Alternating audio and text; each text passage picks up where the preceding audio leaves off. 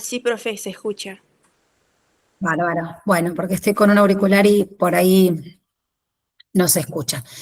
Vamos a arrancar puntuales la clase de columna vertebral, que es la que está prevista para hoy, que forma parte del último módulo de la materia del cursado de injuria, ¿sí?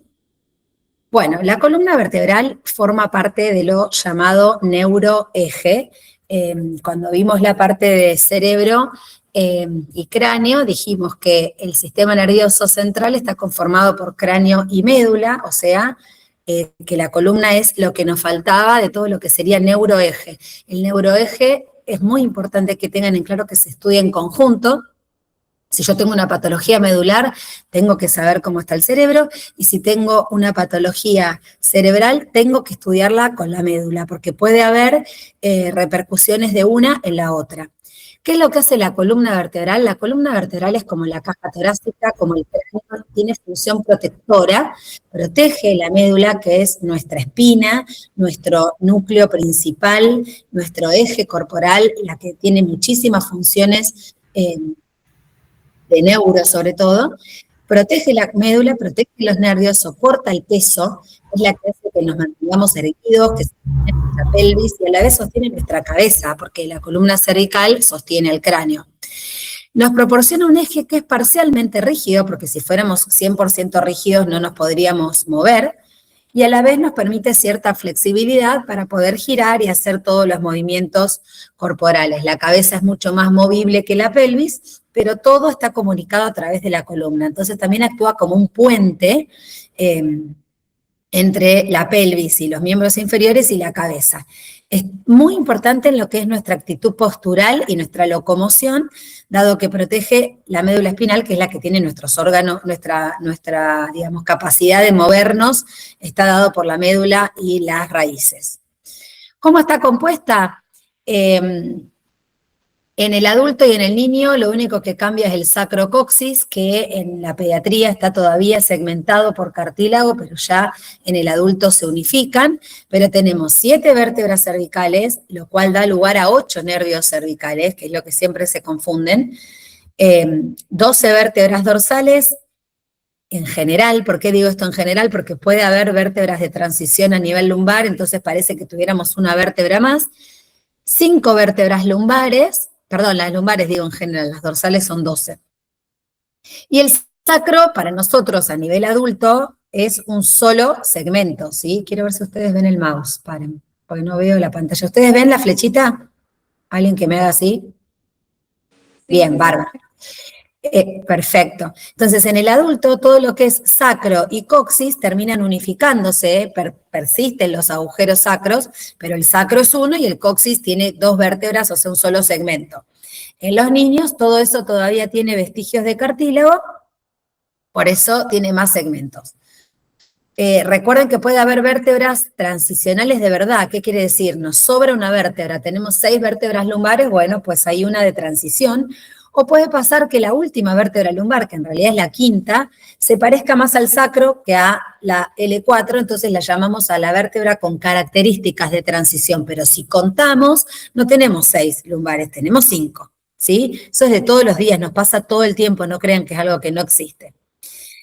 Las vértebras tienen distinta morfología, según hablemos del segmento cervical, que ahora vamos a ver, el segmento dorsal o el segmento lumbar. Son distintas, tienen cosas en común, pero factores distintivos de cada una. La vértebra cervical es una vértebra más bien cortita, chata, con una apófisis espinosa chiquita, con un ángulo mayor. La vértebra dorsal tiene una apófisis espinosa larga, que generalmente cae por detrás del cuerpo que sigue abajo. Nunca está a la altura de su cuerpo vertebral, sino que está más abajo. Es más bien elíptica y ovalada de adelante hacia atrás. Y la vértebra lumbar, para mí es la más linda, es como la más fácil de reconocer porque es más armónica, ¿no? Tiene mayor altura, su espina está casi a la altura del cuerpo, tiene un ángulo recto entre la alineación de sus facetas y su apófisis espinosa, y tiene forma de corazón, o eso lo invento yo, después les voy a mostrar por qué, pero es como para que se acuerden. Vamos a hablar uno por uno de los distintos segmentos. La columna cervical es la parte superior, va del cráneo hasta la primer vértebra torácica. ¿Y cuál es la primer vértebra torácica? Bueno, a veces es difícil de saber cuál es la transición, porque, por ejemplo, todo el mundo te dice, bueno, la que tiene la primer costilla. No, discúlpame, porque vos podés tener costillas accesorias en C7, entonces, uy, ¿qué hago? Si esta tiene una costilla y en realidad es C7, ¿cómo se? Bueno, se van a dar cuenta porque la anatomía vertebral es muy distinta en los tres segmentos, ¿sí? Sabemos que son 7 vértebras, que normalmente tiene una leve lordosis, o sea, es normal que la columna cervical tenga una leve lordosis. De hecho, cuando los pacientes se sacan placas por cefaleas o por contracturas, uno de los hallazgos que más van a leer en su vida es rectificación de la lordosis cervical, como que en vez de tenerla con una leve lordosis, la columna por contractura muscular se rectifica, muy común, creo que todo el mundo la tenemos rectificada, y todas las vértebras cervicales, salvo C1, y yo agregaría C2, que son el atlas y el axis, que son dos vértebras especiales, tienen nombre propio, por alguna razón están como destacadas respecto de las demás vértebras, todas tienen cuerpo, arco neural y agujero vertebral. Si ustedes se fijan en este esquema, acá tenemos el cuerpo, que sería el asiento del disco, los forámenes transversales, que acá es por donde pasan las arterias vertebrales que van al endocráneo, ¿se acuerdan? Tenemos las apófisis articulares y acá tenemos lo que es el arco neural, ¿no? Formado por las láminas que van para atrás y se unen en la apófisis espinosa, que en el caso de las vértebras cervicales es una apófisis chiquitita. ¿Cómo se ve con otra vista? Bueno, esta es la vista del atlas. Ustedes saben que el atlas es la primer vértebra cervical y que es totalmente distinta. El atlas no tiene disco entre C1 y C2, no existe un disco, son dos vértebras encajadas una en la otra. Hacen a la biomecánica de la movilización cráneo-cervical, tienen sobre todo plataformas laterales que son rotacionales para que la cabeza pueda rotar, y el atlas es una vértebra especial, tiene un arco anterior y un arco posterior, con las apófisis laterales o masas laterales que se articulan con el occipital. Y a su vez, por acá adentro, en el medio, se mete la apófisis odontoides, que vendría a ser la parte también especial del cuerpo de C2. Entonces, yo tengo 7 vértebras cervicales, de las cuales 2 ya son distintas. Una es el atlas, que tengo que saber su anatomía, y otra es el axis, que ahora lo vamos a ver. Pero después, C3, C4, C5, C6 y C7 deberían ser vértebras iguales, ¿sí? ¿Por qué tenemos arco anterior y arco posterior? El arco anterior tiene una carilla articular que es para la apófisis odontoides, y a su vez la parte blanda, que no la vamos a ver ahora en esta clase, está compuesta por un ligamento, que es el ligamento transverso, que es el que sostiene a la apófisis odontoides pegada así al arco anterior del atlas. Ahora vamos a ver algunos ejemplos. Esto es muy importante, la articulación atlantoaxoidea es la del ahorcado, la de que si se rompe, rompe la médula en un lugar donde generalmente o quedamos cuadriplégicos o nos podemos morir por lo alto que está dentro de el tubo neural, ¿sí? Recuerden que cuando tenemos una lesión medular, esto lo vamos a ver más adelante en defensa, cuanto más alta es la lesión, más cuerpo nos compromete, ¿ok? ¿Qué pasa con el axis? El axis también, fíjense, nada que ver a las vértebras comunes. Tiene apófisis odontoides con una carilla articular, que es la que se va a apoyar en lo que vimos del arco anterior del atlas. Tiene carillas articulares superiores que se articulan también con el atlas y carillas articulares inferiores que se van a articular ya con el resto de la columna cervical más normal, entre comillas, a partir de C3. Su cuerpo es largo, el cuerpo de C2, no es un cuerpo normal de cualquier vértebra, y se continúa con la apófisis odontoides. Tiene láminas anchas, tiene un canal ancho. ¿Por qué? Porque acá arriba, a la altura de la articulación atlantoaxoidea, la médula es ancha, pasan la mayor cantidad de fibras y vías neurales, y una apófisis espinosa chiquita. Lo fundamental es la apófisis odontoides o diente, que es la que se articula con el atlas, y eso nos da la articulación, acá se ve por RX, atlanto-axoidea. ¿Qué vemos nosotros en una RX lateral? Vamos a verlo también en otras diapos. Vemos el cuerpo anterior del atlas, el cuerpo posterior del atlas, y vemos el cuerpo de C2 con la odontoides que se unen. No vemos el ligamento transverso, tampoco lo vemos por tomografía, por más que lo podemos inferir. Solamente vemos la estructura ósea de dicha articulación. Mucho más lindo se ve por tomografía, ¿no? Si nos vamos para acá, un poquito para atrás, a ver si puedo volver, perdón. Fíjense esta imagen, acá adentro tendría que venir la odontoides, ¿no? Como metida en esta imagen entre el atlas y el axis. Yo me vengo a la tomografía, miren qué maravilloso. Yo tengo el arco anterior, las masas laterales que se van a articular con el occipital. Tengo los forámenes donde va a pasar las arterias vertebrales, otro posible daño, ¿no es cierto? Cuando se daña la columna cervical, podemos comprometer de alguna manera la irrigación de la fosa posterior del cráneo. Tengo lámina y cómo se forma el arco posterior, y acá tengo la odontoides metida, vista en un corte axial. Esto es como si yo acá hubiera cortado acá, hago un corte acá, ¿sí? Arco anterior, odontoides, arco posterior. Nada más que lo estoy viendo de arriba, desde el cráneo. Fíjense cómo esta masa lateral, en un sagital, vemos cómo se articula con el cóndilo del occipital. Este conjunto, esta zona, con el agujero occipital, alto lío, o sea, ahí pasa el bulbo raquídeo, parte de la médula superior, enseguida está la protuberancia, funciones respiratorias, funciones cardíacas. ¿Vieron cuando dicen de qué se murió? De un paro cardiorrespiratorio. Y sí, todos nos morimos de un paro cardiorrespiratorio. Cuando hay una lesión en esta zona de la médula o del bulbo, si es del cráneo, el paciente se puede morir en el acto, porque acá está todo lo que es el bulbo respiratorio y cardiovascular. Entonces, muy importante este trío funcional del occipital o cráneo con atlas y axis. Estas son las dos vértebras raras, por así decirlo, del neuroeje. Después todas son más o menos primas hermanas y se parecen entre sí. Pero estas como que, viste, salieron de la genética familiar, le digo yo. Obviamente que lo podemos ver en reconstrucción 3D, miren qué lindo que se ve el arco posterior del atlas, el arco posterior de C2, cómo la odontoide se mete con el arco anterior del atlas y las masas laterales, los agujeros, para que se me fue el cursor y ya sé que me van a decir ven y no sé dónde se fue.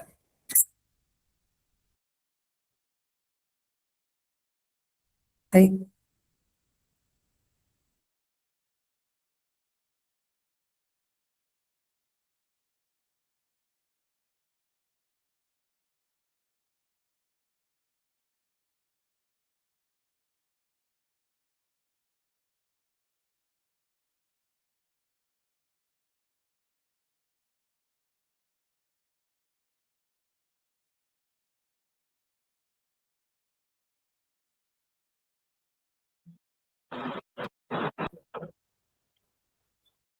Estaba mostrando y me quedé hablando sola de que se veía re linda la reconstrucción 3D por tomografía, donde tenemos C2, C1 con su arco anterior y posterior, la odontoides apoyada en la carilla del atlas de su arco anterior, que es un poco la representación 3D de esto visto de arriba, ¿sí? Puede calcificarse el ligamento atlantoaxoideo y eso también es parte del envejecimiento y es normal, no pasa nada. Bien, ¿cómo funciona la articulación atlantoaxoidea? El atlas, la cara posterior, perdón, del atlas de su arco anterior se articula con la apófisis odontoides y queda rodeada por un ligamento que es el ligamento transverso, y es una articulación, ¿se acuerdan? De esas tipo trocoides, o sea que no rotan mucho ni se mueven mucho, es una articulación más bien fija, estable. Es muy chiquitito el espacio que hay entre el atlas y la odontoides, tiene que ser igual o inferior a 3 milímetros, en el niño un poquito más, porque el ligamento es más flexible y puede moverse más, pero no más que eso. Cuando nosotros vemos que el espacio entre el atlas y el axis está aumentado, o que la odontoides está un poquito para atrás, o que el ligamento transverso, que en realidad está acá, ustedes ven lo que les marco, ¿no? Cualquier cosa me avisan. El ligamento transverso que está acá, está muy lejos, acá, se va para atrás, digo, uy, bueno, no, entonces ese ligamento está haciendo que la articulación se subluxe y no la estamos pudiendo ver bien. Otra cosa que tiene que haber es simetría entre el odontoides y las masas laterales. O sea, este espacio chiquitito no tiene que ser distinto de un lado y del otro. La odontoides tiene que estar bien centrada y bien fijada. Es la diapo que sigue. Fíjense cómo acá nosotros medimos que esto tenga la misma distancia, ¿sí? Es 1 o 2 milímetros o 2 o 3 milímetros en los espacios facetarios. ¿Por qué? Porque hay patologías como por ejemplo la artritis reumatoidea que afecta esta articulación. Una de las articulaciones target que afecta la artritis reumatoidea es el ligamento transverso y la articulación atlantoaxoidea. Entonces, uno dice, bueno, justo algo tan importante como esta articulación que sostiene, ¿por qué tengo que saber tanto? Es por esto, porque puede verse afectada, ¿sí?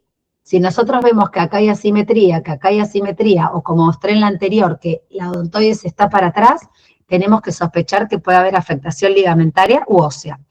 Antes, cada vez se hace menos, sacábamos lo que se llamaba la RX transoral. Esta es una radiografía que lo que hacemos es hacérsela al paciente con la boca abierta, o sea, transoral literalmente. El paciente abre la boca y nosotros podemos, a través de la boca abierta, proyectar atrás la articulación atlantoxoide. Miren qué bien que se ve, ¿no? Las masas laterales, la odontoides, el cuerpo de C2 y este espacio, que es el espacio de la superficie articular, y el espacio lateral que tiene que haber entre la odontoides y las masas laterales.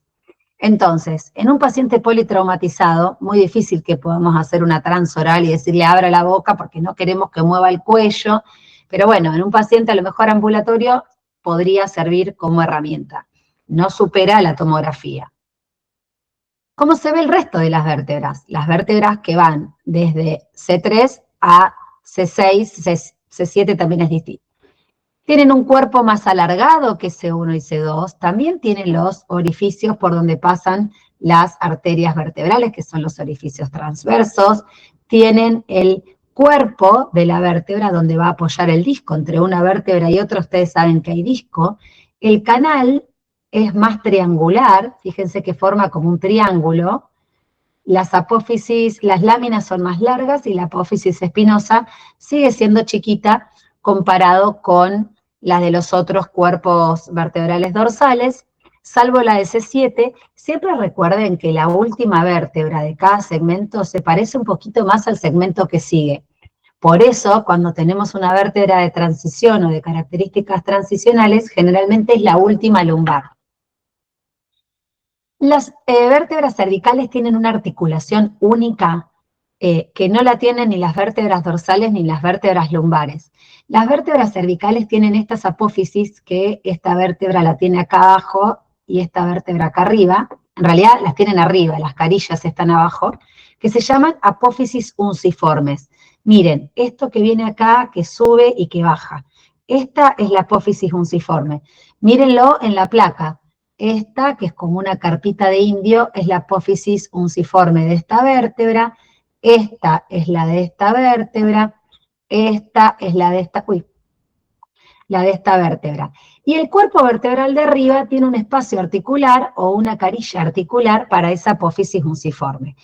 Estas apófisis unciformes se llaman articulaciones unciformes, y cuando hay cambios degenerativos o artrosis, que es muy frecuente a nivel cervical en esta articulación, se llaman uncoartrosis, porque viene de unciforme o de articulación uncovertebral. Entonces, pregunta de examen, si yo les pregunto, ¿qué vértebras de todo el eje vertebral tiene las articulaciones unciformes o las apófisis unciformes? Y ustedes me dicen dorsal, está mal, me dicen lumbar, está mal, me tienen que decir cervical. ¿Sí?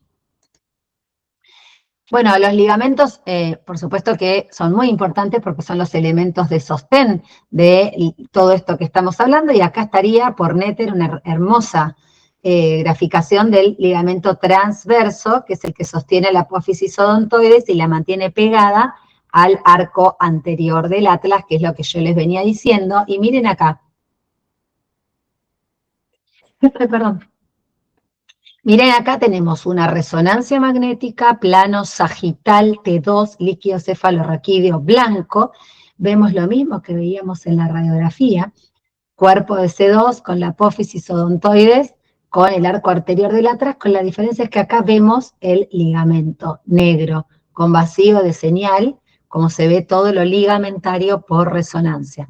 Ahora, en tomografía no vemos el ligamento, salvo que esté calcificado, como acá, que vemos esta proyección siguiendo la curva del ligamento calcificada. Entonces, reflexión de esta diapositiva.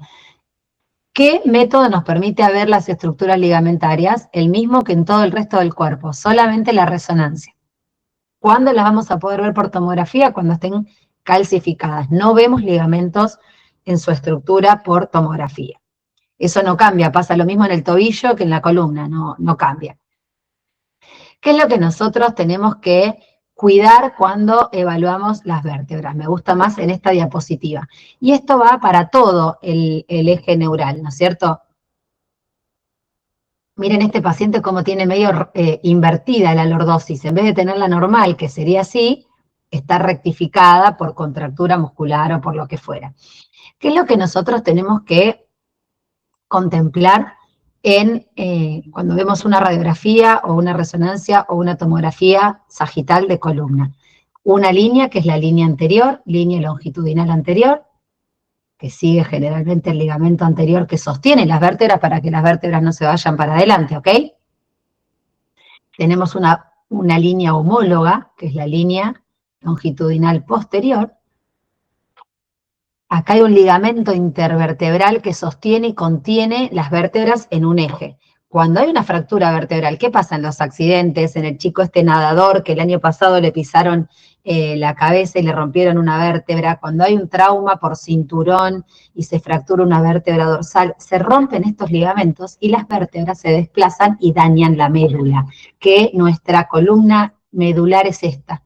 Esto que está acá en el medio del líquido cefalorraquídeo blanco es lo que nos mantiene con movimientos, lo que nos mantiene erguidos, los que transmite información entre el cerebro y el resto de nuestro cuerpo. Entonces, cuando hay un trauma o una lesión ósea de la forma que sea, metástasis, infecciones o lo que fuera, y estos ligamentos se rompen y las vértebras pasan a comprometer la médula, ahí es donde se ve comprometida la función. Y por eso el esqueleto vertebral es tan importante. Después tenemos una pequeña línea, que es la línea que hablamos de la articulación atlantoaxoidea, ¿sí? Para que esté también, que la odontoides no se vaya para atrás. Tenemos una línea que es la línea flavoide, que se llama, que en realidad es como la que une las apófisis espinosas por delante, y después tenemos otra línea que es la que une las apófisis espinosas por detrás. Todas estas líneas hacen un eje. ¿Estamos nosotros todo el tiempo midiendo las líneas, trazando las líneas? No, pero sí las estamos mirando. Yo cuando miro una resonancia de columna veo que esto esté bien, que esto esté bien, que esto esté bien y que esto esté bien.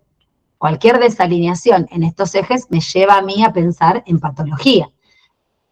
¿Qué pasa en la radiografía? Yo en la radiografía no tengo forma de ver los ligamentos, entonces mi única forma de inferir que el eje está bien, que los ligamentos están bien, es proyectando esas mismas líneas, pero, por ejemplo, esta la vamos a dejar un segundo, por delante de las vértebras, por detrás de las vértebras, por delante de las espinosas y por detrás de las espinosas. Esta línea, la 1, es la de los tejidos blandos prevertebrales.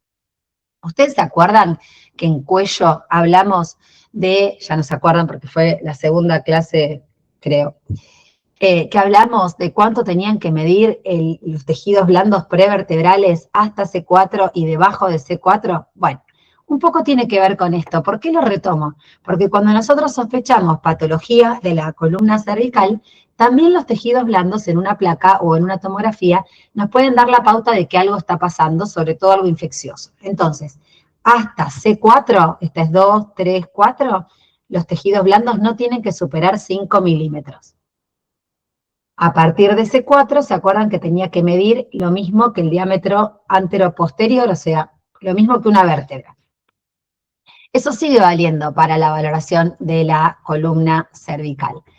¿Y qué evaluamos cuando tenemos una placa? Bueno, evaluamos cómo está la lordosis, si está rectificada, si está invertida, si el paciente tiene las líneas respetadas que marcamos antes, cómo están los espacios intervertebrales, ¿no? Los espacios entre los cuerpos vertebrales, que yo sé que ahí está el disco. ¿Lo veo al disco? No, no lo veo por radiografía, por favor, es tejido blando, no se ve a menos que esté calcificado. Cómo está la forma del cuerpo, la forma de la lámina y de la apófisis espinosa, y cómo está la verticalidad de la columna. Por ejemplo, acá tenemos radiografía de columna cervical, frente y perfil. Este es el par radiológico normal de la columna cervical. En la de frente vemos las apófisis unciformes, que les comenté antes, esta tiendita de campaña que se ve acá arriba como si fuera una carpita que se articula con la parte de abajo, que tenemos que ver que tenga espacio articular, que esté respetado. Vemos cómo está el espacio anterior, los tejidos blandos, el espacio posterior, el espacio interespinoso anterior y la línea interespinosa posterior. Fíjese cómo C7, nosotros contamos 1 con el arco anterior del atlas, ¿no? 2 con la odontoides, 3, 4, 5, 6, 7. Fíjense cómo C7 ya tiene una apófisis espinosa más grande que el resto de las vértebras. Como que a medida que vamos bajando, la columna cervical se va pareciendo más a la dorsal, y lo mismo nos va a pasar en la dorsal, que se va a ir pareciendo más a la lumbar, y en la lumbar más parecido al sacro. Nosotros vemos esto, vemos los espacios intervertebrales, que no haya pinzamiento, no vemos el disco. Ahora, el paciente puede venir con un pedido especial, que es este, que le piden la columna en máxima flexión y en máxima extensión. Esto se pide, lo piden mucho los dermatólogos. Ahora después repito, está en la clase de cuello, Luis. 5 milímetros hasta C4 y luego el diámetro AP de una vértebra, es el espesor normal. Podemos pedir placas en flexión y extensión. Esto es para ver la dinámica del paciente. Si, por supuesto, siempre tenemos la del perfil neutro, pero cuando hacemos flexión y extensión vemos cuánto puede mover la cabeza. Fíjense cómo las líneas, a pesar de que el paciente está con el cuello en flexión, se mantienen. Se flexionan o se extienden, pero se mantienen. Acá, por ejemplo, hay un pinzamiento de este espacio discal con un osteofito. Este disco está preservado, este disco está disminuido de altura, ¿sí? Entonces, el par radiológico de la columna cervical es frente y perfil, se pueden pedir en flexión-extensión y se pueden pedir oblicuas porque en la columna cervical la única placa que me permite ver los forámenes de conjunción, o sea, los orificios por donde salen las raíces nerviosas, es la oblicua. A diferencia de, por ejemplo, la columna dorsal, que ahora vamos a ver que se ven perfecto en el perfil. Entonces, si yo quiero ver los forámenes de conjunción, tengo que pedir oblicuas. No lo voy a ver en el frente y en el perfil, y eso tiene que ver con la anatomía de la vértebra. Un poco de tomografía con ventana de partes blandas, no con ventana ósea, donde también podemos ver la parte ósea, pero tratamos de ver el disco y sepamos que por tomografía, por ejemplo, pacientes con marcapasos, con contraindicaciones para resonancia, nosotros le podemos hacer una tomografía, podemos usar este recurso de la ventana de partes blandas, podemos ver una hernia discal, pero no vamos a ver las características intrínsecas y la conformación del disco como se ve por resonancia, porque aparte el disco está compuesto principalmente por agua y tejido cartilaginoso que se ve muy bien por resonancia magnética y no se ve tan bien por tomografía y directamente no se ve por radiografía. Lo mismo, nosotros vamos bajando y podemos ver cómo se articulan. Miren esta forma de triángulo, ¿no? Que tiene el orificio medular a la altura de la vértebra cervical, un plano sagital completo, 2, 3, 4, 5, 6, 7. Esta no es 1. Me pasan los exámenes que le digo, bueno, a ver, contame las vértebras. 1, te dicen, no, no, no. 1 es la que nosotros vemos como arco anterior y posterior, no tiene cuerpo, C1. Entonces, esta articulación es C1 y C2, esta es la odontoides y esta ya es C2. Entonces, ustedes tienen que contar 2, 3, 4, 5, 6, 7, independientemente de las costillas, ¿sí? Ya una vez que pasamos 2, 3, 4, 5, 6, 7, esta ya es T1, T2, T3, T4, ¿sí? seguimos contando y arrancando de nuevo desde el 1, porque vimos en el primer cuadrito que tenemos 7 vértebras cervicales, 12 vértebras dorsales, 5 vértebras lumbares. Por resonancia, por supuesto que todo es más lindo. La resonancia es el método de elección para la patología medular. Si un paciente tiene lesión medular, no necesitamos hacer una tomografía, necesitamos hacer una resonancia. En resonancia magnética, los que hemos hecho guardia muchísimos años, sabemos que la única razón por la cual nos tenemos que levantar corriendo de la cama a ver el estudio son dos. Una es la encefalitis. Paciente con sospecha de encefalitis es una urgencia por resonancia magnética porque el tratamiento se instaura rápidamente para salvar cerebro y neuronas. Y la segunda es el trauma medular. Si a mí me llaman a las 3 de la mañana y me dicen, Virginia, hay un paciente en el resonador con una lesión medular, me tengo que levantar y verla. No puedo esperar a verla a las 8 de la mañana del día siguiente, ¿ok? Y el único estudio que puede ver shock medular o lesión medular o sección medular o la patología medular que necesita acción es la resonancia. Si ustedes están en la guardia y viene un paciente con que no siente las piernas y le piden una tomografía, están haciéndole un daño, ¿ok? Tienen que pedirle una resonancia de urgencia. Ahora, siempre cuento lo mismo, estás en la montaña y lo único que tenés cerca es una placa, y bueno, hacerle una placa por lo menos para ver que no tenga una fractura vertebral, pero vos ya sospechás que la tiene y sospechás que tiene una lesión medular, ¿sí? Y esto no es válido solamente para el trauma, hay pacientes oncológicos que debutan con cuadriplegia, cuadriparesia o paraparesias, y hay que estudiarles la médula y eso se estudia por RMI, T2, T1. Esta es la médula, esto es el líquido. Esto blanco es el líquido, esta es la médula. Y fíjense cómo se continúa hacia el bulbo raquídeo, acá está el cerebelo, o sea, toda esta zona de la charnela cráneo-raquídea es una zona vital, donde tenemos muchísimas funciones en juego, ¿sí? Y sigue para abajo en la vértebra dorsal. Lo mismo en el plano coronal, mire qué lindo, la resonancia hace todo más lindo, las apófisis unciformes, miren qué lindo que se ven acá, el líquido cefalorraquídeo con la forma triangular de la vértebra del agujero medular, el cuerpo, los forámenes por donde pasan los vasos. Esto obviamente es el corte sagital por el cual estamos pasando, estamos a la altura de C4. ¿Preguntas de la columna cervical antes de pasar a dorsal? Bien, buenísimo. La columna dorsal es lo que sigue dentro del neuroeje, dijimos que tiene 12 vértebras, desde T1 hasta T12, tiene una cifosis habitual, ¿sí? Como una mínima joroba, que es normal. A diferencia de la cervical, que tenía como normalmente esta curva, la dorsal tiene esta curva, y la lumbar después vuelve a ser cifótica, es como que la columna hace así. Entonces, ¿qué le pasa a los viejitos que están jorobados y achicaditos? Estas vértebras se van pinzando, se van achicando de altura por osteoporosis y se les aumenta la joroba. Pero lo normal es que un poco de cifosis tenemos todos, ¿sí? Lordosis se llama a la curva cervical cuando es cóncava hacia adentro y la cifosis es cóncava hacia afuera. Bien, tenemos 12 vértebras desde T1 hasta T12, se continúa hacia arriba con la columna cervical, hacia abajo con la columna lumbar, no hay mucha ciencia. Es la más fácil de las columnas para estudiar, entre comillas, ¿por qué? Porque tenemos el par radiológico de frente y perfil, y ya en el perfil podemos ver los forámenes de conjunción, por lo tanto no tenemos que pedir oblicua. A su vez no podemos pedir flexo de extensión porque la columna dorsal es la parte rígida. No flexibilizamos la dorsal, flexibilizamos generalmente la cervical o la lumbar, por lo tanto la dorsal está ahí bien estoica, comprometida en sostener nuestro cuerpo.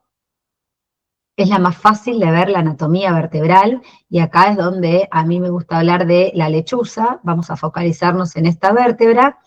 El cuerpo es lo cuadrado rectangular, platillo superior, platillo inferior, y después acá en la cara de la lechuza tenemos los ojos y la nariz.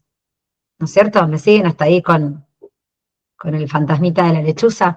Los ojos de la lechuza son los pedículos vertebrales y la nariz es la apófisis espinosa. Si ustedes se fijan, la nariz siempre cae un poquito más hacia el cuerpo de abajo.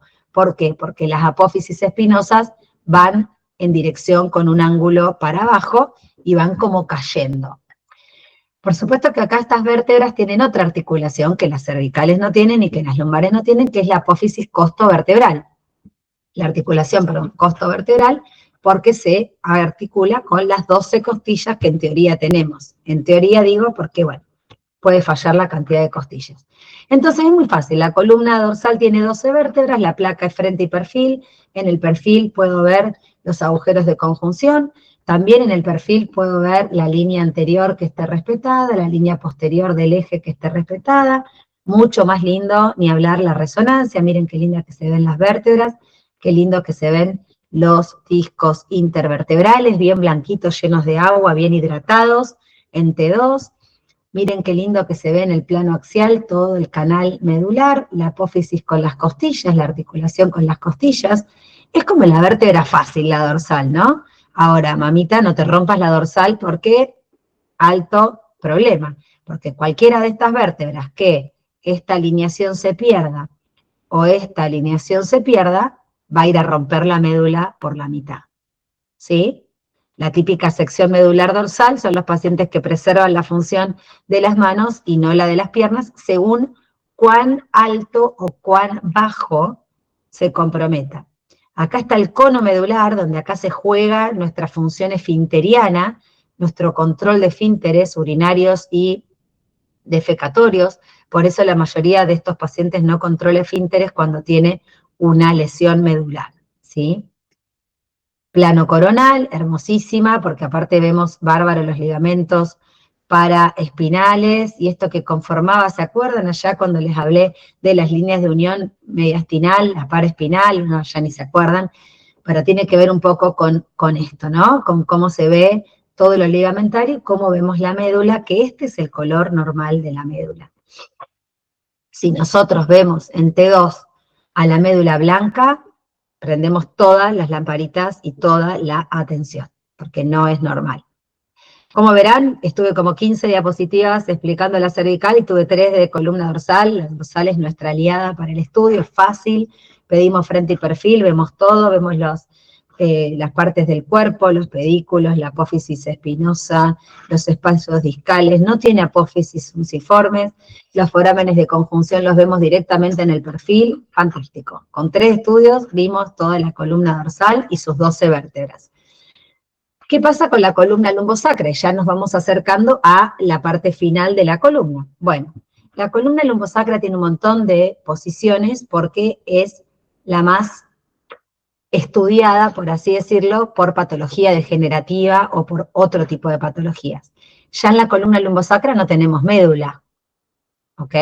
Miren, voy a volver un poquito para atrás a ver si se ve. No, bueno, lo vamos a ver después.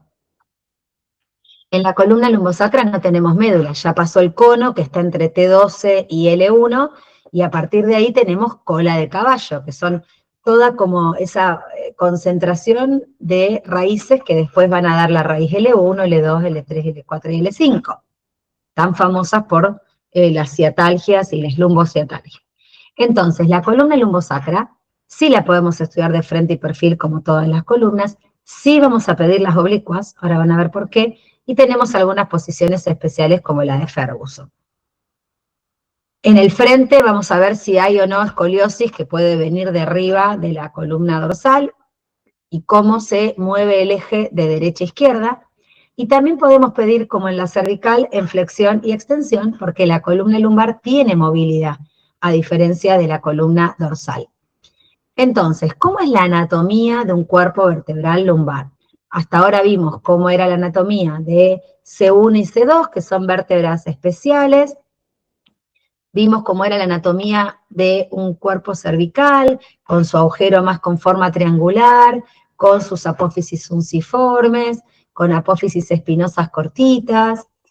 Vimos cómo era la anatomía de un cuerpo dorsal, que es el más básico, el cuerpo con los ojitos que son los pedículos, la apófisis espinosa que es la nariz de la vértebra y la apófisis hacia el perfil bien larga hacia atrás que va cayendo sobre los distintos cuerpos vertebrales. vimos que no tienen apófisis unciformes, o sea que eso es patrimonio de la columna cervical y soy metódica con esto para que les vaya entrando el porqué. Y bueno, la lumbar, ¿a quién es más parecida? ¿Qué les parece a ustedes? ¿Es más parecida a la dorsal o a la cervical? A la dorsal. Va bajando y cada vértebra se va pareciendo a la que sigue. Entonces, las 4 primeras vértebras lumbares van a ser más parecidas a la dorsal y la última puede ser que tenga una mezcla más con el sacro y se parezca más al sacro que a las vértebras dorsales. ¿Y qué vamos a ver? La última costilla, ojo, no se confíen que esta esté 12 porque tiene costilla. A veces la L1 tiene costillas accesorias. Entonces, si yo tengo sacro, voy a contar L5 como la última vértebra lumbar y de ahí para arriba. O sea, L5, 4, 3, 2 y 1. Si yo no tengo sacro, tengo que tener algún parámetro de arriba y de abajo donde posicionarme para ver cómo cuento las vértebras. Si no tengo ninguna referencia, voy a tomar una referencia empírica, que es como, bueno, a ver, los libros dicen que L1 es la primera vértebra sin costilla. Pero siempre tenemos que tratar de buscar alguna referencia de extremo vertebral, ¿sí? Ya sea para abajo o para arriba.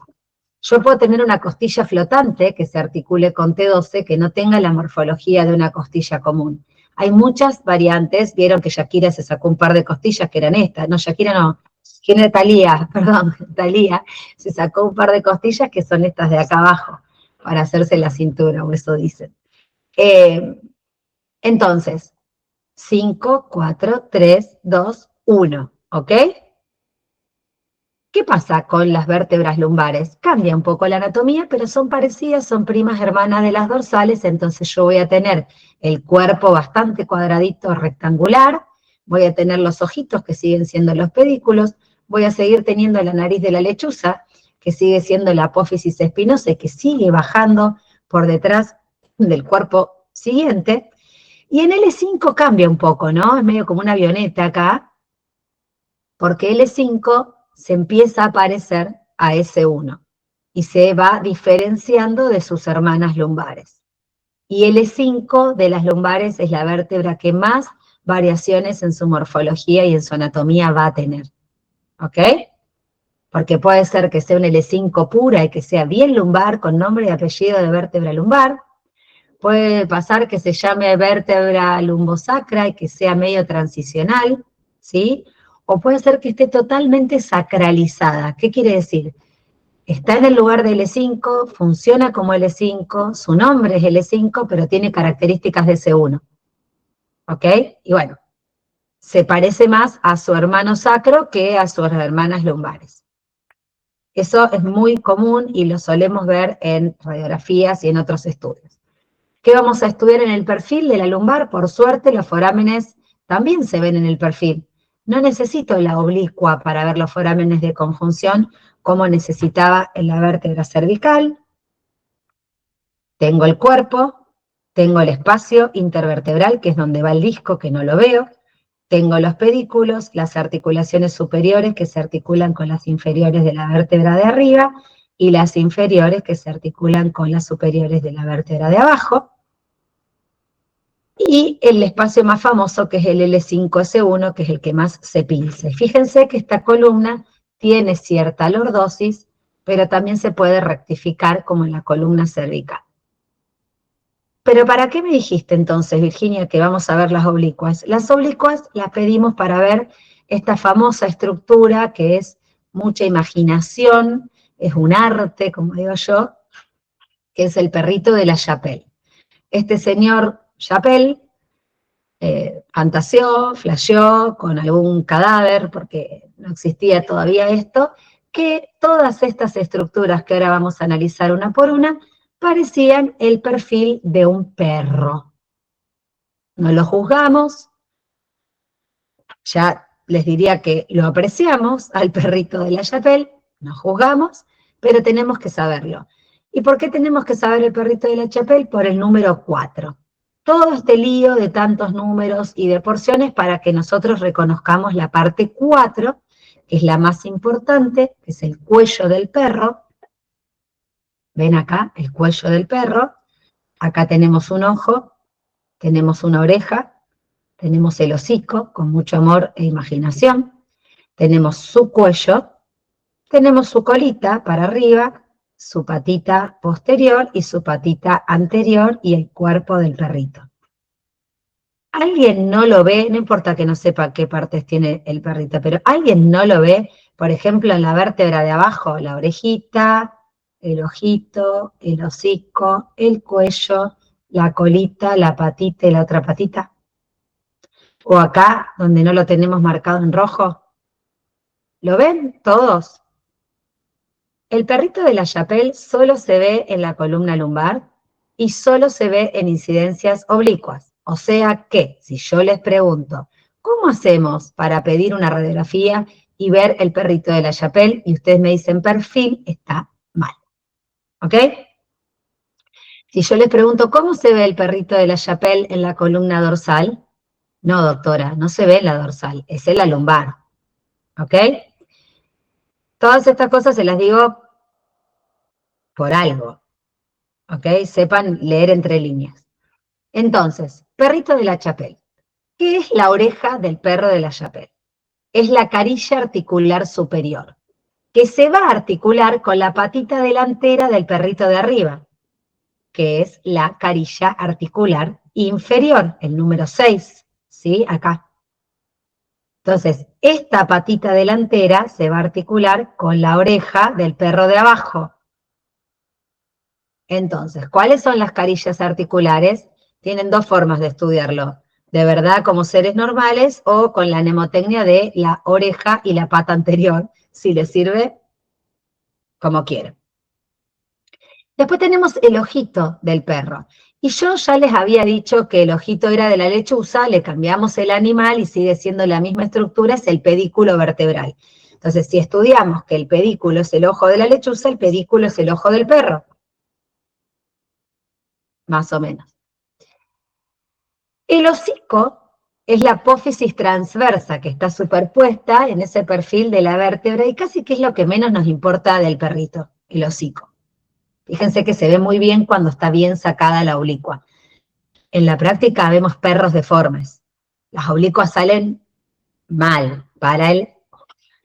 Pero bueno, tratamos de que la oblicua por lo menos nos muestre el perro de L5, que es el perro más importante, porque ahora vamos a hablar de eso. Esta está muy linda, está puesta linda para la clase, obviamente.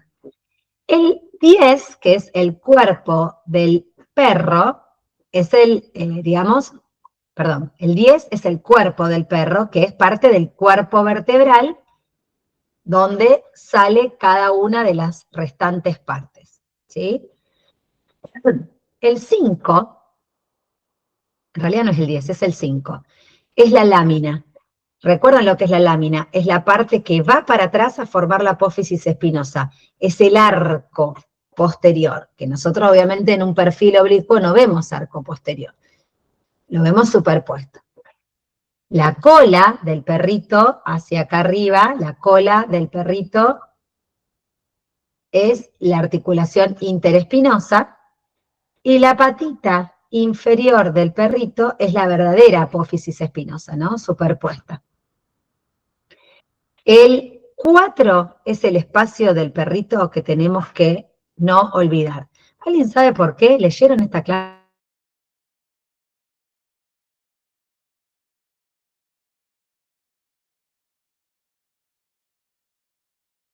Es la pars interarticularis. ¿Qué quiere decir? Es la parte entre ambas articulaciones superiores e inferiores que se unen entre sí. Y cuando ese cuello del perrito se rompe, espérenme un segundo, ¿por qué no me la deja abrir en PowerPoint? Una lisis. Y ustedes saben que la espondilolisis, que es una ruptura del cuellito del perro, de esa pars interarticularis, puede hacer que el cuerpo vertebral se vaya para adelante y es lo que se llama listesis. Deben haber escuchado espondilolistesis, ¿o no? ¿Alguna vez la deben haber escuchado? Esa palabra. Cuando se rompe el cuello, es como que se rompe parte del sostén del cuerpo vertebral. Entonces, como no hay sostén, el cuerpo vertebral se desliza para adelante y... A ver, tengo la posibilidad de mi notebook. Capaz que me quedó la clase. Aguanten, te traigo. Bueno, vamos a tratar de terminar esta clase de salvataje de la manera que sea. ¿Por qué yo les decía que el cuello del perrito es importante? Porque esta es la zona que está entre la articulación superior y la articulación inferior, ¿ok? Entonces, esto se llama parte o pars interarticularis. Cuando se rompe acá, la vértebra puede, vamos a volver un poquito para atrás, puede desplazarse hacia adelante. Dame un segundo de acá.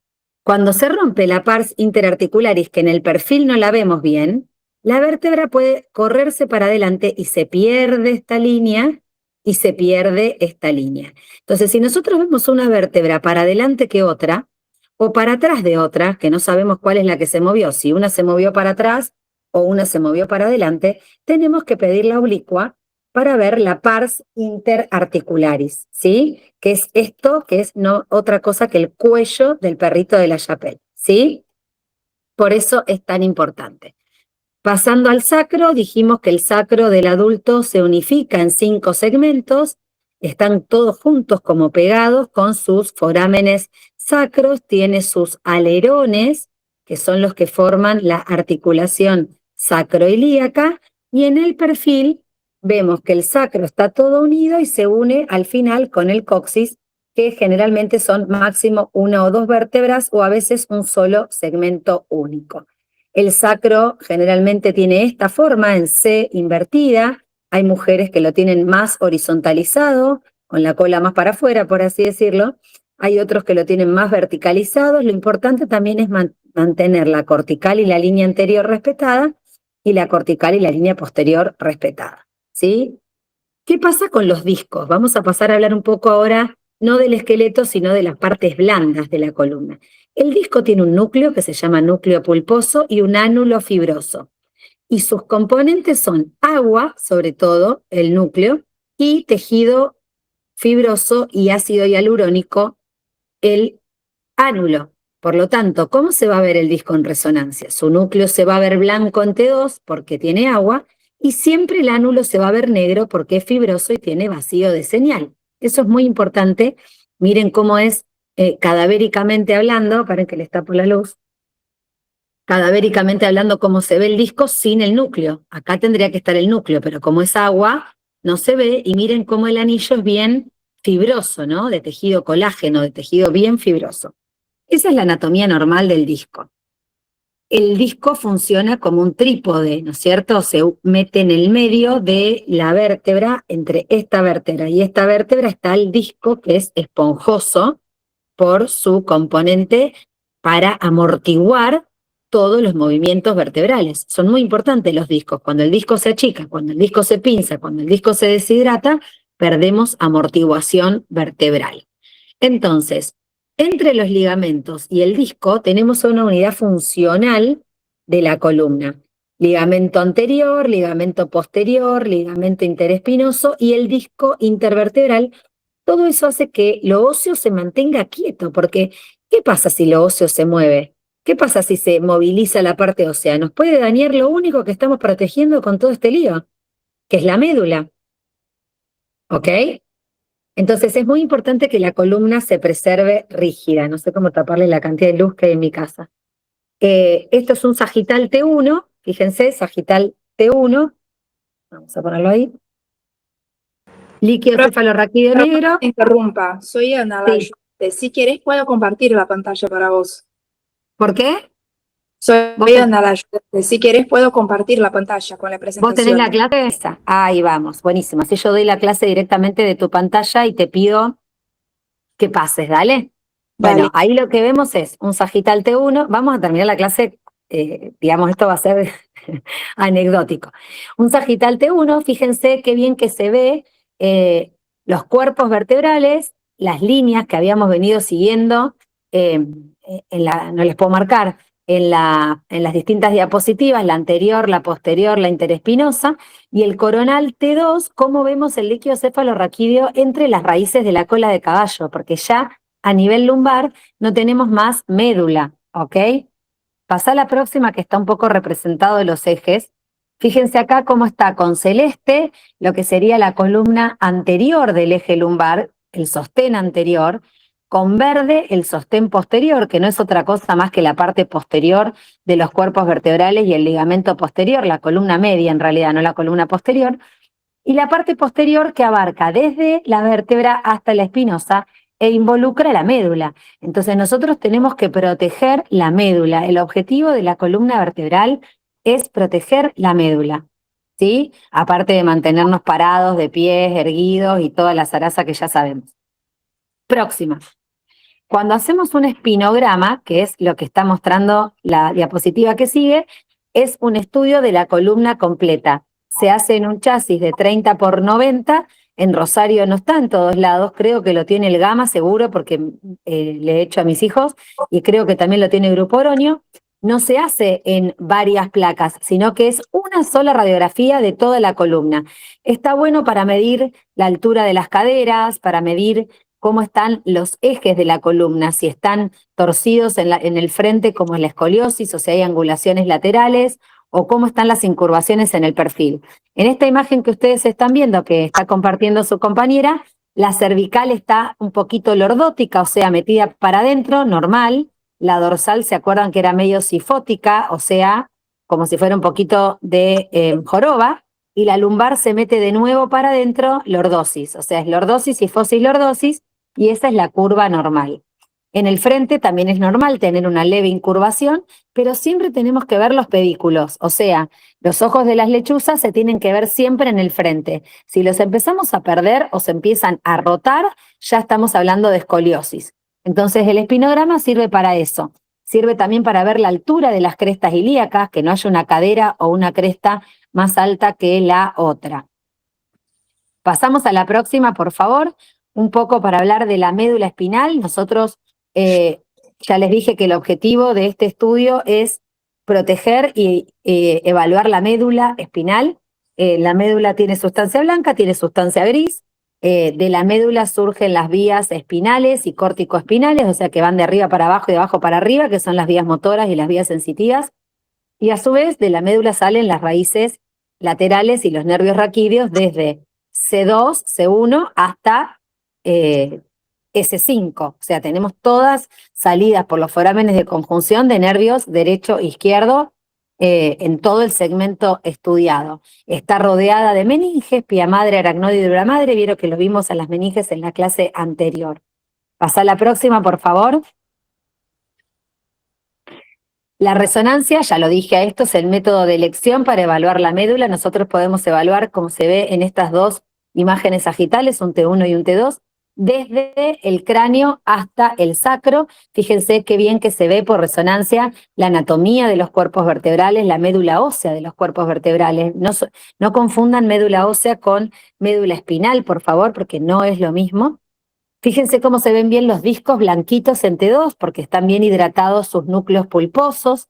Fíjense cómo se ve la médula contenida por el canal medular, por el líquido cefalorraquídeo, y cómo se continúa hacia arriba con el bulbo y el cerebro, el tronco encefálico en realidad, no cerebro, y hacia abajo con las raíces de la cola de caballo y las raíces sacras.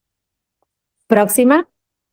Un poco del ABC del informe radiológico de la columna. Tenemos que saber la anatomía, si está alineada la columna, esto que le decía de las líneas anterior, medias y posteriores, cómo está la estructura ósea, el bone integrity, o sea, está disminuido de altura, está roto, tiene osteofitos, qué es lo que le pasa al hueso, cómo está el cartílago y las articulaciones, que obviamente por radiología no lo vamos a poder ver, y cómo están los tejidos blandos. Para esto, la evaluación más integral de todo junto es la resonancia. Después podemos fragmentarla para ver hueso con tomografía, para ver hueso con radiología, alineación también, con el espinograma, pero la resonancia es la que nos permite ver todo junto en un solo método, ¿sí? Pásame la próxima, por favor. Bueno, acá tenemos un poco como para jugar con lo que vemos, ¿no es cierto? Esta es una reconstrucción 3D hecha por tomografía, que se ve muy linda, en plano sagital. donde vemos todo junto, ¿no? Costillas, cráneo, mandíbula, está todo mezclado. Pasá la próxima, por favor, la vamos a ver en coronal. No, la pasaste, está en la misma diapo. Creo que vos estás Es porque pasando... no es PDF, es PDF en realidad. Así que no. Ok, por eso ustedes no ven la coronal. No importa, bueno, es la misma imagen, pero en coronal. La reconstrucción 3D se hace por tomografía y sirve mucho, sobre todo para evaluar la estructura ósea traumática, pero no es lo que nos hace al diagnóstico. Si yo no tengo un 3D, voy a poder diagnosticar igual la patología. Necesito tener un multiplanar o necesito tener el axial y el sagital, puede ser suficiente. El 3D es un complemento, es un chiche, pero no es estrictamente necesario. Pasa a la próxima, por favor. Variantes anatómicas. Esto es un poco los que yo les hablaba antes de que las vértebras no son siempre iguales y que las distintas son las que más variaciones tienen. Pasa a la próxima. Fíjense, acá tenemos una variante que es como si fuera el núcleo distal de la apófisis odontoides que no está fusionado. Se llama os terminal. ¿Y por qué hay que conocerlo? Porque parece una fractura, chicos. Si ustedes se fijan, está marcada la flechita que está separado del resto del cuerpo vertebral, entonces es importante saber que existe, es importante ver que sus bordes son netos, que tienen cortical ósea, que eso no es una fractura, sino una variante anatómica. Lo que pasa es que nosotros decimos que son variantes anatómicas que simulan patología, por eso hay que conocerlas, para no confundirlas con patología de verdad. Pasemos a la próxima, ya estamos casi terminando. En el sagital, fíjense, paren que yo estoy viendo en mi computadora mientras miro la presentación de ella.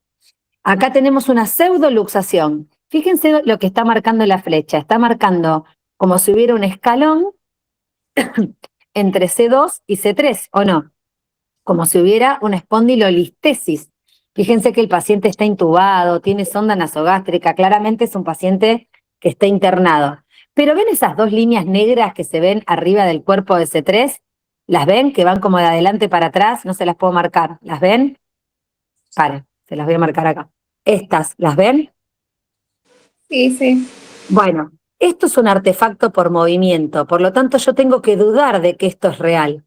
Tengo que rechequearlo por varias razones. Primero, porque si esto es real, estamos en un problema de subluxación. Pero como está movido el estudio y tiene artefactos por la sonda nasogástrica, por el tubo endotraqueal, no, lo debería repetir para quedarme tranquila, si no lo puedo resonar, ¿sí? Es un artefacto, es una pseudoluxación. Pasame en la siguiente, por favor. Acá fíjense cómo tenemos en un volume rendering, que es decir, un 3D, con una apófisis transversa prominente, les voy a mostrar acá, de C7, fíjense cómo está prominente esta apófisis y cómo a la vez tiene una costilla cervical, que se ve muy bien en la reconstrucción 3D, esta costilla sobra ahí, la costillita que está acá arriba sobra, y es una variante también. El problema de las costillas cervicales es que a veces comprimen nervios y son causa de dolor cervical. Entonces, parte del algoritmo de estudio del dolor neural cervical incluye saber si el paciente tiene la cantidad de costillas que tiene que tener, por así decirlo, y que no tenga una costilla accesoria, como en este caso, que pueda estar comprimiendo alguna estructura neural. Pasa a la próxima, por favor. Pues creo que se me cortó la luz, estoy dando clase. Todo me pasó hoy. Perdón. Bueno, abajo, nos vamos abajo de todo. Quinta vértebra lumbar, voy a mostrar. Esto es lo que yo les decía hoy cuando les decía que que la L5 podía querer parecerse más a su hermano sacro que a su hermana L4. Y fíjense, donde está la flecha, esta apófisis transversa se llama mega apófisis transversa y se parece más al alerón sacro que a la vértebra, a la apófisis transversa del otro lado. ¿Lo ven? Fíjense lo mismo cuando lo vemos en el axial. Es como que esta vértebra no se decide si quiere ser L5 o si quiere ser S1. Y cuando pasa eso, generalmente es causa de dolor lumbar porque esa apófisis transversa grande, hipertrofiada, que vemos del lado izquierdo, genera una pseudoarticulación acá con el sacro. Y esta articulación no la tiene todo el mundo. Y esta articulación no debería existir. Y si existe, puede traer problemas y dolor. genera rigidez del segmento lumbosacro. Pasamos, Ana, a la próxima, por favor. Bueno, terminando, ¿cuáles son las indicaciones de la radiografía de columna? Bueno, la radiografía la vamos a indicar en un trauma y es una pérdida de tiempo, pero si no tengo otro método, si no tengo otra posibilidad, y bueno, dale, veamos qué vemos con placa. Para mí, la indicación de la radiografía es cuando sospechamos artrosis, cuando como primer estudio del dolor lumbar, como control de osteoporosis, a ver cómo está la densidad ósea. Yo no la pediría con trauma de infección como un método importante. Es un método alternativo, puede ser un método de inicio, pero no es lo primero que voy a pedir. Por ejemplo, a mi hija en el verano le hicimos un espinograma. Bueno, ¿por qué le hicimos un espinograma y no una resonancia o una tomografía? Bueno, primero porque no era necesario irradiarla tanto y segundo porque queríamos ver el eje, todo el eje completito de su columna, cómo estaba la altura de sus caderas, cómo estaba su lordosis, su sifosis, y la verdad que eso con una plaquita que es barata y que irradia poco lo podemos resolver con muy buena información. Ahora un trauma, la verdad que no pediría RX si tengo acceso a otras metodologías. Pasemos a la próxima. ¿Cuándo vamos a indicar tomografía de columna?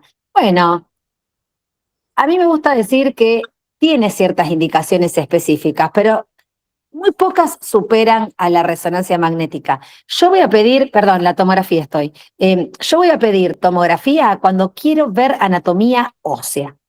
Esa es mi mayor indicación. O, por ejemplo, si yo quiero ver una fractura, que también la voy a ver por resonancia, pero quiero ver mejor la estructura ósea de la columna. Yo si tengo una fractura de columna, ¿voy a zafar de pedir la resonancia? No, de ninguna manera voy a zafar, porque quiero saber cómo está la médula. Ahora, ¿voy a ver mejor el hueso por tomografía? Sí, pero si yo tengo que decidir en la urgencia qué método elijo la resonancia. ¿Ok? No voy a ver bien el disco, voy a inferir patología del disco. Si yo tengo un paciente operado que tiene un montón de fierros y me va a dar muchos artefactos en los dos métodos, pero al fierro lo voy a ver mejor por tomografía, porque voy a poder poner sustracción metálica, porque voy a poder hacer reconstrucciones 3D. Cuando yo sospecho metástasis, lesiones óseas condensantes o lesiones líticas, las voy a ver muy bien en tomografía. Ni hablar para anomalías congénitas, pero ¿qué pasa? Si yo tengo una vértebra en mariposa o tengo 2 o 3 vértebras alteradas, igual tengo que ver cómo está mi médula espinal, o sea que más temprano que tarde voy a terminar en la resonancia. Me gusta más decir que la tomografía tiene como una indicación clave cuando la resonancia está contraindicada. Yo no puedo hacer una resonancia, hago una tomografía. Pero siempre que pueda, la resonancia me va a brindar muchísima información sobre partes blandas que la tomografía no, y a la vez me va a brindar buena información ósea. ¿Dónde está el límite de la resonancia? En la estructura ósea, en las trabéculas. No la voy a ver tan bien como en la tomo, pero la verdad es que no me va a cambiar demasiado. Voy a poder ver el disco por resonancia que en tomografía no. ¿Cuándo se usa también la tomografía? Muchísimo para guía de punciones. Por ejemplo, bloqueos articulares y radiculares que se hacen para calmar el dolor, vertebroplastias, mielografías por TC, que son estudios donde le inyectamos yodo dentro del canal raquídeo y pintamos el líquido cefalorraquídeo con yodo para poder contrastarlo, generalmente en pacientes que también tienen contraindicación, ya sea porque no pueden entrar al resonador, por la razón médica que sea, o porque tienen implantes metálicos que no permiten hacer una resonancia. Pero no es que la tomografía y la resonancia son una mejor que otras. Son muy distintas acá. Es difícil y para mí, si tengo que votar y tengo resonador y tengo poco tiempo, no dudo y hago resonancia. ¿Está claro esto? Pásame la próxima. Bueno, acá vienen las indicaciones de la resonancia. La resonancia nos va a permitir ver bien el disco, entonces cuando sospecho una hernia de disco no pido una tomografía, pido una resonancia. Es indicación de urgencia en el traumatismo espinal y sospecha de fracturas de columna o de cualquier lesión medular. O sea, sospecha de lesión medular, paciente parapléjico, va a resonancia. Yo siempre cuento la historia lamentable de una colega amiga mía que viniendo de Buenos Aires, Rosario, tuvo un accidente en la autopista, volcó con el auto, ella siempre estuvo consciente, de hecho vio cómo le robaban todas las cosas del auto y ella sentía que estaba paraparética, no sentía las piernas. Cuando llegó la ambulancia, les dijo, yo soy neuroradióloga, por favor llévenme a hacer una resonancia. Y el centro más cercano donde la llevaron no tenía resonancia, tenía tomografía. Y ella les dijo, tengo fracturada una vértebra dorsal, por favor derívenme a un lugar con neurocirugía. La operaron todo, pero bueno, pobre quedó paralítica. Pero ella misma les estaba diciendo, llévenme a hacerme una resonancia, llévenme porque tengo fracturada una vértebra dorsal. O sea, es como muy, muy claro lo que pasa cuando pasan estas cosas. No necesariamente puede pasar por trauma, a veces hay tumores espinales, tumores o metástasis vertebrales, condiciones inflamatorias, la espondilitis, la espondilodicitis, enfermedades neurológicas que también afectan la médula y la columna. Bueno, las malformaciones, así como yo les dije que por tomografía podemos ver las vértebras, necesitamos ver cómo está la médula, el infarto de médula espinal, la siringomielia, todo lo que sea patología medular, espinal, es resonancia el método, ¿sí? Cuando sospechamos alguna complicación de la cirugía también, porque tenemos que ver si hay tejido fibroso, y el tejido fibroso por tomografía no se ve por resonancia, y por supuesto también como seguimiento y control o complemento de los resultados de otros exámenes. Siguiente. Bueno, lo dimos todo en esta clase. ¿Preguntas?